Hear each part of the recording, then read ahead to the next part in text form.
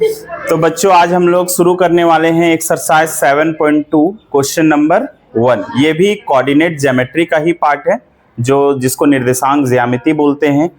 आज लेकिन दूरी सूत्र का खेल नहीं है, आज होगा विभाजन सूत्र। कौन सा सूत्र?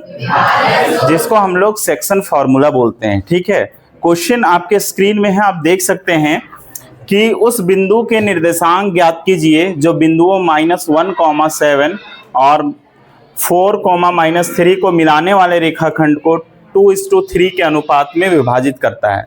मैंने पहले से फिगर ड्रॉ करके रखा हुआ है। एक लाइन है जिसमें से दो बिंदु है ए और सी, उसके कोऑर्डिनेट दिए गए हैं और उसको जो मिलाने वाला बिंदु है ना बी, उसका रेशियो दिया गया है जो विभाजित करता है 2:3 के रेशियो में। किसके रेशियो में विभाजित करता है? 2:3 के रेशियो में इन लाइनों को विभाजित करता है। उसका हमें कोऑर्डिनेट फाइंड करना है। कोऑर्डिनेट का मतलब उसका निर्देशांक x और y, यही दोनों फाइंड करना है। इसको फाइंड करने के लिए सबसे पहले हमें विभाजन सूत्र का प्रयोग करना होगा। किसका प्रयोग करना होगा? विभाजन सूत्र का। ठीक है, विभाजन सूत्र आप लोगों को पता है? तो चलिए हम लोग विभाजन सूत्र को लिख लेते हैं। सबसे पहले अगर हमें x कोऑर्डिनेट निकालना होगा तो सबसे पहले हमें क्या करना है? x इज इक्वल टू लिख लेना है m1 into x2 plus m2 into x1 upon m1 plus m2।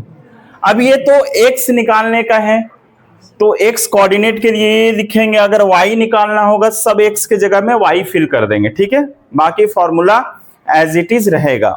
तो सबसे पहले हमें समझना है यहाँ पे m कौन होगा। जो रेशियो में दिया गया है ना, तो जो रेशियो में दिया गया पहला वाला हो जाएगा m1 और ये हो जाएगा m2। यानी बोल सकते हैं m1 बराबर हो जाएगा 2, m2 बराबर हो जाएगा 3। ठीक है, और ये हमारे पास जो कोऑर्डिनेट है ये हो जाएगा x1 y1 x2 y2। बात समझ में आ गया सभी को? यानी x1 y1 नो चेंज, जिस तरह से 7.1 में देखे हैं उसी प्रकार से है। सिर्फ यहाँ पे एक नया इंक्लूड हुआ है m1 m2। ठीक है, यहां तक किसी को कोई दिक्कत? चलिए हम लोग x कोऑर्डिनेट का वैल्यू निकालते हैं। m1 हमारे पास कितना है? यहाँ देखिए 2 कितना है, और x2 हमारे पास कितना है 4, प्लस m2 हमारे पास कितना है, और x1 हमारे पास है -1। ठीक है, क्या बोला है? m1 plus m2। m1 है 2 प्लस m2 कितना है 3।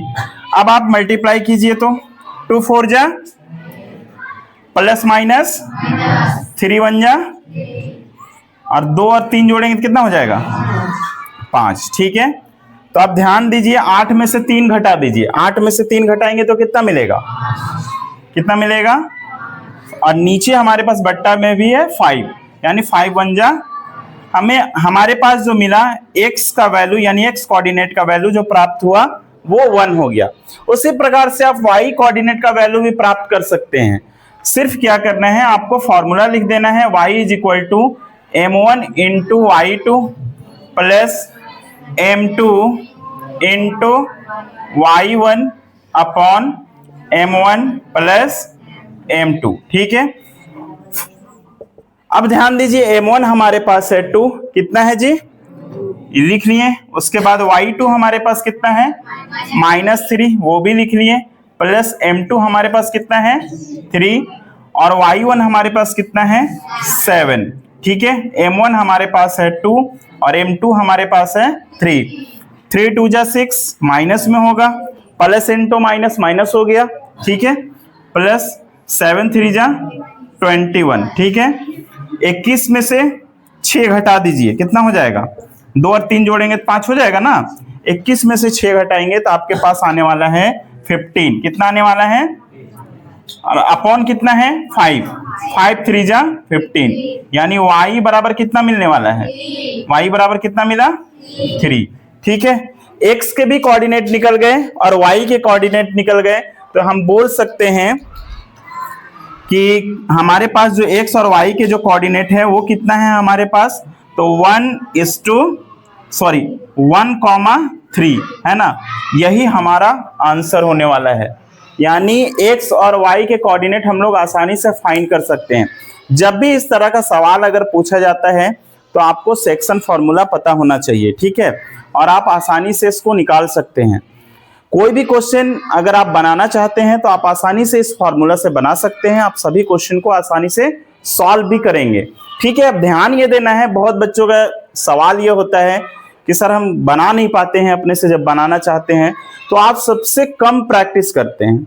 कोई भी चीज को बनाने के लिए प्रैक्टिस करना पड़ता है, ठीक है। आसानी से कोई भी चीज आप नहीं बना सकते हैं। तो अगर जिनको कम समझ में आता है, आप नहीं बना रहे हैं, तो कोशिश कीजिए कि आप उस क्वेश्चन को बहुत ज्यादा बार रिपीट करने का, ठीक है। जितना आप रिपीट करेंगे उतना आपके लिए अच्छा रहेगा।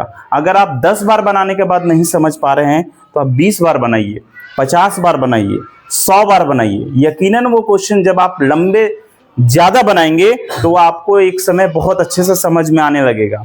कोई भी चीज आसानी से नहीं आएगा आपके पास, ठीक है, उसके लिए आपको ज्यादा पढ़ना पड़ेगा।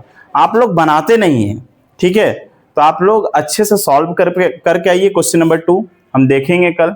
अगर आप सॉल्व करते हैं तो कल क्वेश्चन नंबर 3 पढ़ाया जाएगा, और नहीं सॉल्व करेंगे तो फिर से क्वेश्चन नंबर 2 देखेंगे, ठीक है। यहां तक किसी को कोई दिक्कत समझ में आ रहा है?